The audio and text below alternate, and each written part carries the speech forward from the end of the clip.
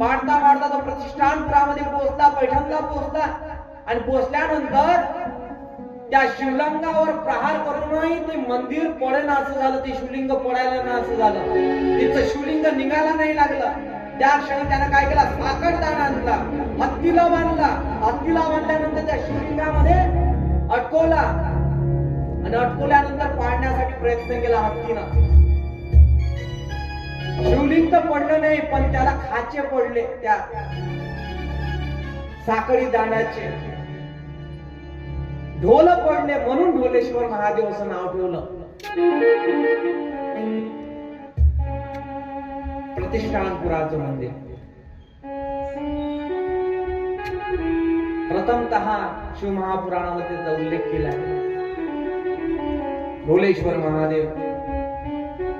औरंगजेबानं आपल्यावर स्वारी केली, हिंदू धर्माला त्रस्त करून टाकलं आणि मोठे मोठे मंदिर पाडले. त्याला जीर्णोद्धार करणारी धनगर समाजामध्ये जन्माला आलेल्या अहिल्याबाई होळकर यांनी काय केलं, जीर्णोद्धार केला प्रत्येक मंदिराचा. काशीही त्याच्यामध्ये नाव येतं. असंख्य प्रकारचे जे पाडलेले मंदिर आहे ते जिवंत करण्याचं कार्य अहिल्याबाई होळकरांनी केलं.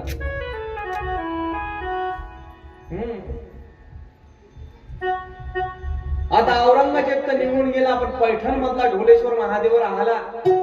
त्याच मंदिरात देवराजानं त्या खांबाला डोकं लावलं. जास्त पावरची जर गोळी घेतली किंवा टॅबलेट घेतली त्वरित आजार बरा होतो, पण कायम स्वरूपाचा होतो का?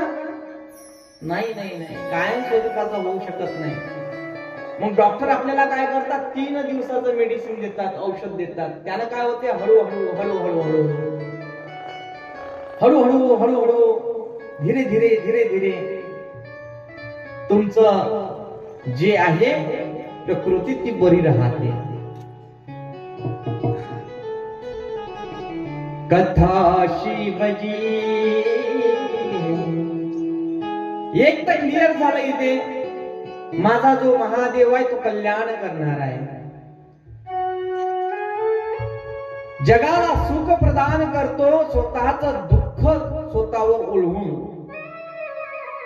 समुद्र मंथनामधली कथा तुम्ही ऐकली असेल, हलाहल नावाचं विष यावा आणि पहिला मान कोणाला देण्यात आला तर महादेवाला.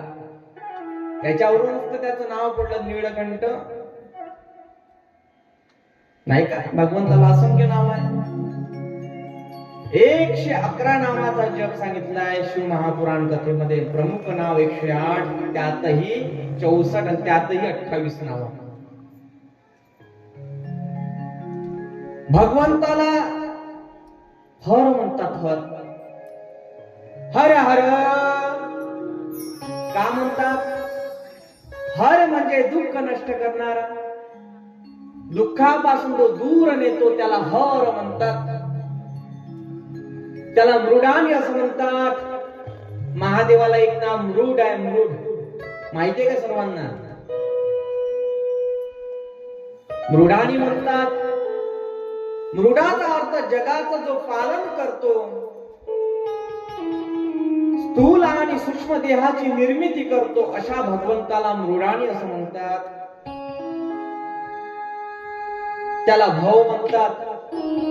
बाबा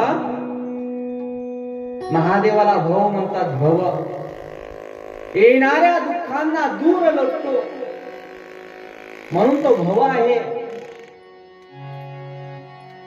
आणि या पृथ्वी तलावावर एकच शिल्लक राहतो, त्यामुळे त्याचं नाव पडलं महादेव. एकटा शिल्लक राहतो. शिव आहे तो भागवताचे किंवा शिवकथेचे पैसे मागत नाही. त्या शिवकथेला मिळवण्याकरिता जे धडपड त्यानं केली, कष्ट त्यानं केले, जो वेळ दिला, त्या वेळाचा बहुमोल करण्याकरिता तुमच्याकडनं काहीतरी दक्षिणाच्या स्वरूपात तो घेतो. आमचं जीवन काही चांगलं म्हणता का तुम्ही? आमच्या आता 3 मित्र मरण पावले रात्री 2 वाजता परभणीला, 2 दिवसाच्या आधी. एक आहे 29 वर्षाचा, एक आहे 32 वर्षाचा, एक आहे 46 वर्षाचा. दत्ता महाराज, माऊली महाराज. किती दुःखद आहे. म्हणून पुन्हा पुन्हा मला असं वाटेल कलाकारांसोबत हिशोबानिशी करूच नाही.